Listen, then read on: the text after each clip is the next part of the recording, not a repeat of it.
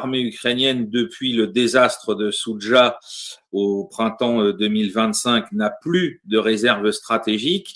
Ça a contraint l'armée ukrainienne à déplacer des unités un peu partout d'autres secteurs du front pour tenter de reprendre coûte que coûte le terrain qu'avait conquis cette avancée russe.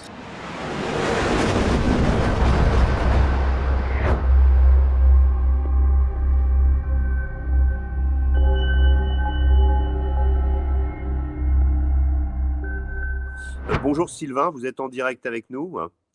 Bonjour Régis, merci de m'accueillir de nouveau pour parler de ce sujet. C'est un grand plaisir. Alors, vous êtes spécialiste et vous connaissez extrêmement bien l'Ukraine, vous connaissez extrêmement bien tout ce qui s'est passé depuis le début.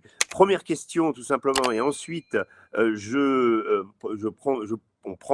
prendrons tous les deux des questions des auditeurs. On va essayer de faire une petite synthèse au début, et puis ensuite place aux questions, place au débat, comme le permet cet outil fantastique qui est le live sur YouTube. Voilà. Alors, faites-nous, si vous voulez bien, Sylvain, pour commencer, un point sur la situation aujourd'hui. Vous avez remarqué, ça a complètement disparu de l'actualité, ou pratiquement. Ça reste une guerre où des centaines de soldats meurent pratiquement tous les jours ou toutes les semaines. Ça reste un point très important, et peut-être le point le plus important de notre époque en ce moment. Dites-nous, Sylvain, racontez-nous qu'est-ce qui se passe en ce moment en Ukraine.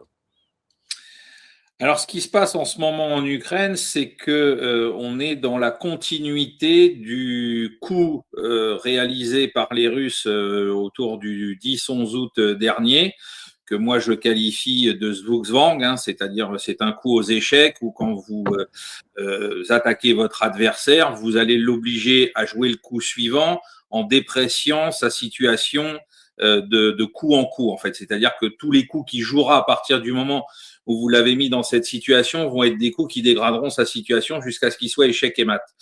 Et en fait, donc le 10-11 août, les Russes ont lancé une offensive limitée au nord de Pokrovsk-Mirnograd, qui était l'épicentre de l'attention des médias de ce côté-ci du monde. Ils ont progressé d'environ une quinzaine de kilomètres sur à peu près 5 kilomètres de large. Alors on nous a dit, bon, alors est-ce qu'ils vont percer plus loin, est-ce qu'ils vont pas percer plus loin?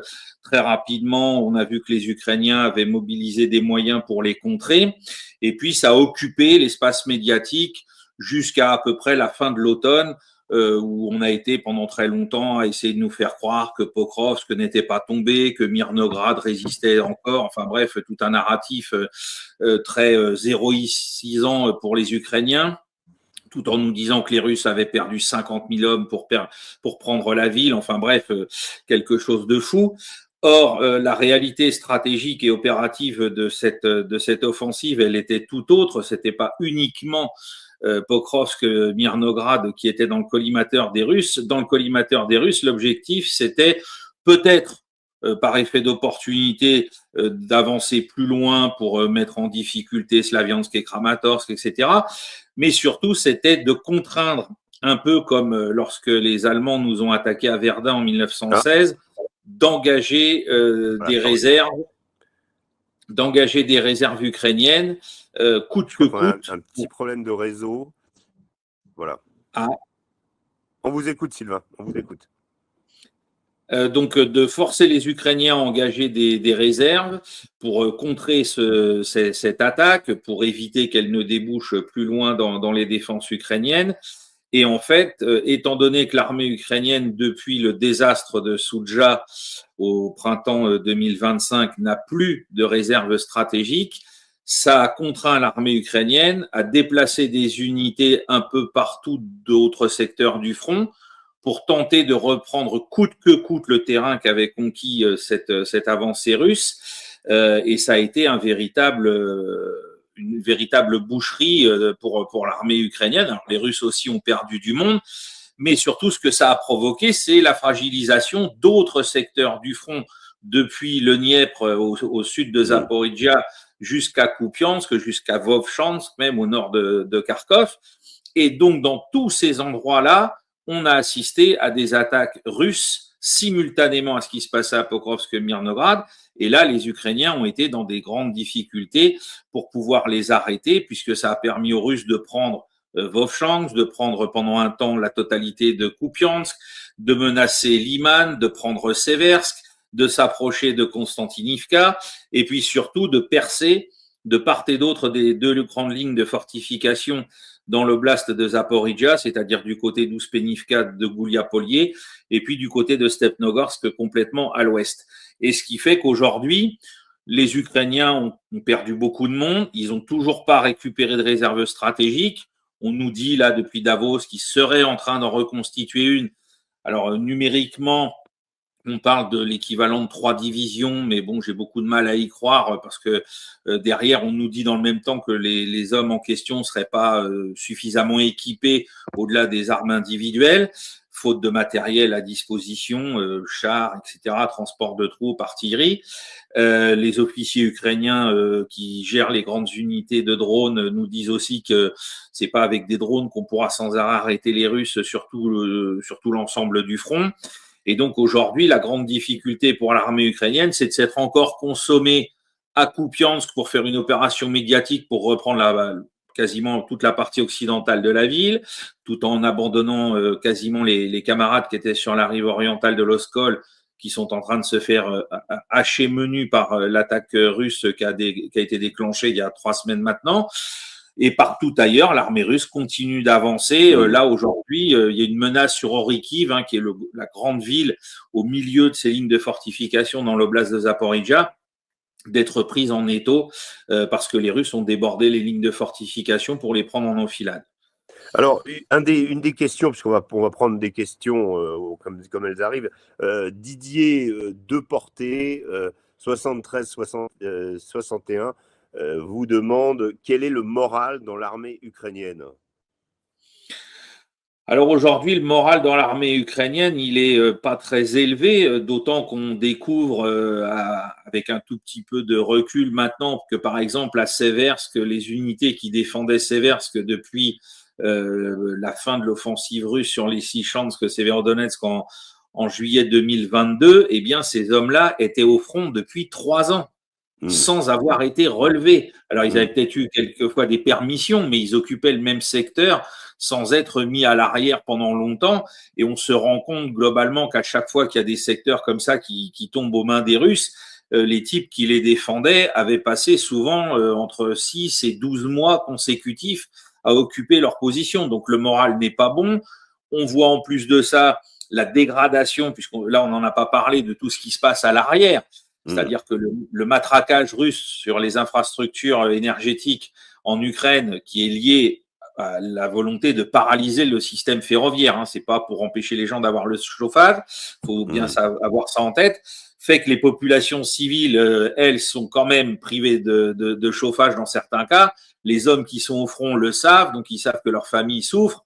Ils n'ont pas vraiment le moral au beau fixe et ils se disent bien que là, la situation devient vraiment de plus en plus compliquée pour eux. Il y a une chose qui est quand même intéressante, c'est que dans ce que vous dites, la chute de Siversk a été beaucoup plus rapide qu'on l'imaginait. C'était une ville extrêmement bien fortifiée. Nous avions, lors d'un des reportages d'Omerta, été justement dans la zone de Soledar, pas très loin de Siversk, et à l'époque c'était hors d'accès. Elle est tombée beaucoup plus rapidement que prévu. Pour vous, c'est l'acharnement à maintenir des bonnes unités pour contenir les Russes dans la zone de Pokrovsk, s'acharner à conserver une garnison à Mirnograd, même encerclée, ou dans les quartiers nord de Pokrovsk. Pour vous, c'est ça qui fait que l'Ukraine ne peut pas avoir plusieurs fers au feu et est obligée dans certains secteurs de reculer. Oui, le problème, ce que moi je dénonce dans la stratégie inepte qui a été proposée par les patrons occidentaux à l'armée ukrainienne, c'est de s'enfermer dans ce que les Allemands appelaient pendant la Seconde Guerre mondiale des Festplatz, des places fortes, des forteresses. On sait ce que ça a coûté à la Wehrmacht face à l'armée rouge et de remettre le couvert avec de telles inepties, bah, ça provoque finalement les mêmes résultats. Alors ça prend plus de temps parce que les Russes sont beaucoup plus économes du sang de leurs hommes qu'ils ne l'étaient en 1944-45, Mmh. mais le résultat finit par être le même. Et là, on a vu à Seversk, ce qui s'est passé, c'est que la brigade qui tenait la ville depuis donc 3 ans n'avait pas eu les rotations nécessaires pour se remonter le moral, etc. Et en plus de ça, avant que les Russes ne lancent leur attaque finale, on avait enlevé l'unité de dronistes principale qui les soutenait pour justement les engager du côté de Kupiansk. Donc, au bout d'un moment, ça finit par céder, puisque vous n'avez plus assez de moyens pour tenir tout partout, avec les milliers de morts qui s'accumulent et puis les pertes matérielles qui vont avec. Alors, une question, alors ça c'est une question personnelle, vous qui scrutez cette guerre depuis très longtemps, pour vous, la première grande erreur qui a conduit à cette situation d'aujourd'hui de l'armée ukrainienne, je ne parle pas de la période 2022, mais plutôt 2023-2024, est-ce que c'est le pivot de la guerre en Ukraine, est-ce que c'est Bakhmut ou est-ce que c'est l'offensive sur Koursk? Ou est-ce que c'est un peu des deux? Ah non, pour moi, c'est l'offensive sur Souja Koursk. C'est là que les Ukrainiens commettent l'erreur d'engager une offensive avec leurs meilleures unités, les meilleurs matériels, en tout cas sur le papier fournis par les Occidentaux. Et alors, c'est pas tant de tenter le coup, c'est de s'y maintenir aussi longtemps avec cette idée, comme on l'évoquait la semaine dernière avec Charles, de rester là jusqu'aux élections américaines en pensant que ça allait influencer les éventuelles discussions diplomatiques en disant bah voilà, on tient un peu de territoire russe, alors on pourra l'échanger si on négocie avec. Zelensky avait parlé d'échange, ouais. Voilà. D'échange de territoire. Ouais. Voilà, mais le problème, c'est que leur réserve stratégique a été consumée dans cette bataille d'attrition qui a été dantesque. On estime à 70 000 le nombre de soldats ukrainiens tués, blessés, prisonniers, portés disparus, plus tous les matériels occidentaux, la mauvaise publicité, notamment pour les M1 Abrams, qui ont été, pour leur majorité, détruits au cours de cette période-là. C'est absolument catastrophique. Catastrophique. Oui, donc c'est Kursk et le test aussi, mais ça plus largement sur le matériel. J'ai justement une question sur le matériel occidental. Est-ce que finalement, d'ailleurs, ça a été assez bien décrit dans un de ses livres, L'art russe de la guerre, par Jacques Beau. C'est-à-dire que le matériel occidental fourni n'était pas un matériel adapté d'abord à des guerres de haute intensité. Il a été conçu pour des théâtres africains ou moyen-orientaux. Et en moyenne, ces véhicules, vous parliez du Abrams par rapport au T-72 ou au T-90, ce sont des chars beaucoup plus hauts et donc beaucoup plus visibles quand on a une plaine comme la plaine ukrainienne. Est-ce que vous partagez ce point de vue de l'inadaptation des matériaux fournis aux Ukrainiens pour une part, et du fait que aussi la diversité de leur provenance rendait difficile leur usage par des Ukrainiens? Alors, il y a deux choses. Il y a effectivement le fait que certains matériels occidentaux datant de la fin de la guerre froide, donc des années, on va dire 95 à aujourd'hui, ont été conçus dans l'idée de l'hypertechnologie pour mener la guerre contre le terrorisme. Et nous, Français, comme je le disais à Charles la semaine dernière, le meilleur exemple, c'est l'usage du César, pour lequel on avait pourtant dit, suite à son emploi à Mossoul, attention, en cas de tir longue durée avec ce canon-là, il va s'user très rapidement et on n'a pas prévu le nombre de tubes de remplacement. Bon, bref, on n'a pas écouté à l'époque l'officier d'artillerie qui était avec la batterie engagée à Mossoul et du coup, il a été mis en plus un peu au placard. Et puis tous les matériels, par contre, datant de la guerre froide, comme le M1 Abrams, ils ont été faits pour opérer dans un tissu routier très important qu'est l'Allemagne occidentale, l'ex-RFA, et certainement pas pour opérer dans un terrain comme l'Ukraine, où certes il y a un réseau routier important, mais qui n'est pas équivalent à celui d'un pays comme était la RFA. Il y a les problématiques de poids aussi, alors de hauteur, c'est-à-dire le profilage, où les Abrams étaient plutôt censés recevoir le choc des T-72 et des T-90 soviétiques. Là, il fallait qu'ils aillent au choc. Et donc, c'est plus du tout le même type d'engagement quand en face, en plus, vous avez quelque chose qui était complètement inattendu, c'est les drones. Donc, l'ensemble de ce qu'ils ont dû affronter faisait que ils n'ont pas été adaptés. Et puis, le plus ridicule, bien évidemment, c'est les Challenger 2 britanniques de 60 tonnes qui n'ont même pas atteint la ligne de front puisqu'ils se sont embourbés dans les tchernosiums d'Ukraine. Ça, c'est absolument lamentable en termes de publicité. Hein. D'ailleurs, aujourd'hui, ça a porté tellement à conséquence que même son successeur, qui est pourtant quasiment terminé en termes de prototype, même là, les Britanniques se disent est-ce que ça vaut le coup de tenter la production, même de modèles d'essai, parce que il est beaucoup trop lourd par rapport à ce que la guerre en Ukraine vient de démontrer. Alors que de l'autre côté, les chars russes, avec leurs faiblesses aussi, ont démontré toute leur adaptabilité et leur durée de vie prolongée, puisque le T-72 est sorti de la planche à dessin avant ma naissance dans les années 60. Très vieux. Donc, voilà, il est très vieux, mais il a été réadapté à l'envi. Et aujourd'hui, ça va rester comme étant, avec ses forces et ses faiblesses, comme le char de cette guerre. C'était indéniable. Alors, un de nos auditeurs nous rétorque quand même, nous dit, mais pourquoi les Russes mettent-ils tant de temps à prendre le Donbass? Les Russes, ils mettent tant de temps à prendre le Donbass parce que les Russes, si, à l'inverse des Occidentaux, ils n'ont pas oublié ce que leur a coûté la Grande Guerre patriotique et la victoire contre l'Allemagne nazie, c'est-à-dire 27 millions de citoyens, et ils n'ont pas envie de recommencer parce qu'ils n'ont que 145 millions d'habitants. Voilà. Donc, ils sont économes du sang de leurs hommes, qu'on le veuille ou non. Le rapport de perte est très largement en défaveur des Ukrainiens. Il y a eu des pertes importantes au début de la guerre côté russe ou encore dans les rangs de Wagner au moment de Bakhmut. Mais globalement, les Russes sont très, très économes du sang de leurs hommes et donc ils prennent tout leur temps parce qu'ils ne sont pas pressés. Je rappelle ce qu'a dit mon collègue suisse Wicht au début de la guerre, c'était dès le printemps 2022. La stratégie en plus de l'armée russe, c'est celle de Franco pendant la guerre d'Espagne, après l'échec de la prise de Madrid en fin 36. Quand Franco, en 1936, à la fin de l'année, s'est rendu compte qu'il ne pouvait pas prendre tout de suite Madrid ou que ça allait lui coûter très cher, il a mené une stratégie d'attrition avec en plus l'objectif, au-delà du militaire, de se dire, quand la guerre s'achèvera, il y aura moins de républicains en face de moi dans l'Espagne que je contrôlerai. Eh bien là, aujourd'hui, du côté russe, c'est à peu près la même chose.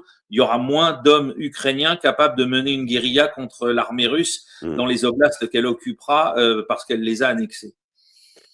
Autre question, là, je ne vois pas de questions. Là, c'est plutôt, vous parlez beaucoup entre vous sur le chat, mais posez-nous des questions, n'hésitez pas. Moi, j'en ai une en tout cas pour vous, Sylvain. L'armée ukrainienne a connu des problèmes de recrutement, des problèmes de désertion. Je pense que vous avez évoqué ça avec Charles déjà la semaine dernière. Moi, j'ai une question sur l'évolution de l'armée ukrainienne, notamment par rapport à ces divisions d'élite et enfin ces unités d'élite, et en particulier Azov. L'Ukraine, me suis-je laissé dire par des militaires français, prend de plus en plus Azov comme modèle en termes de recrutement, de patriotisme, ils n'ont pas de problème de recrutement justement Azov et de discipline. Est-ce que vous pensez qu'aujourd'hui ces unités-là, dont le nombre a grandi, vont modeler l'armée ukrainienne? Est-ce on va vers cette direction-là, alors que jusqu'à présent on était quand même sur une armée ukrainienne très très éclatée dans le sens avec des unités parfois en compétition les unes avec les autres? Est-ce que le modèle Azov existe aujourd'hui? Est-ce qu'il est structuré comme me laissent suggérer ces officiers français, officiers d'active, je précise, et qui sont allés en Ukraine? Voilà. C'est clair que c'est la volonté des patrons de l'armée ukrainienne d'aller dans ce sens-là. Maintenant, comme le dénonçait Pétain en 1918, les armées de gladiateurs surentraînées, suréquipées, mais très peu nombreuses par rapport à la masse de soldats, c'est pas forcément un gage de longévité au front, comme l'ont prouvé les Sturmtruppen et Sturmtruppen allemands en 1918. Ils avaient probablement les meilleures troupes d'assaut du monde à ce moment-là. Et puis, on sait ce qui est advenu d'eux à la fin du printemps, début de l'été 1918. Ils ont été écrasés par une armée de masse. enfin par des armées de masse. Et donc là, moi, oui, je pense que ça va dans ce sens-là. Il y a qu'à voir les opinions favorables sur le plan politique du patron d'Azov aujourd'hui, puisqu'on parle d'éventuelles élections présidentielles en Ukraine, dans le cadre des négociations de paix. Andrei Il a le vent en poupe. Voilà, Bilecki, il a le vent en poupe, etc. Il reçoit sur le modèle de ces modèles historiques, que sont les Waffen-SS, il reçoit bien évidemment le meilleur matériel, les meilleures troupes, les meilleurs financements, etc., etc. Donc oui, on peut dire que ça pourrait aller dans ce sens-là. Maintenant, le réservoir humain qui est disponible, on sait qu'il est tari de toutes parts, que ce soit par les pertes, la désertion, les gens qui sont toujours pas revenus en Ukraine depuis qu'ils ont quitté le pays en 2022. Donc au bout d'un moment, tout comme pour la Waffen-SS en 1944, on finira par avoir une limitation du nombre de combattants.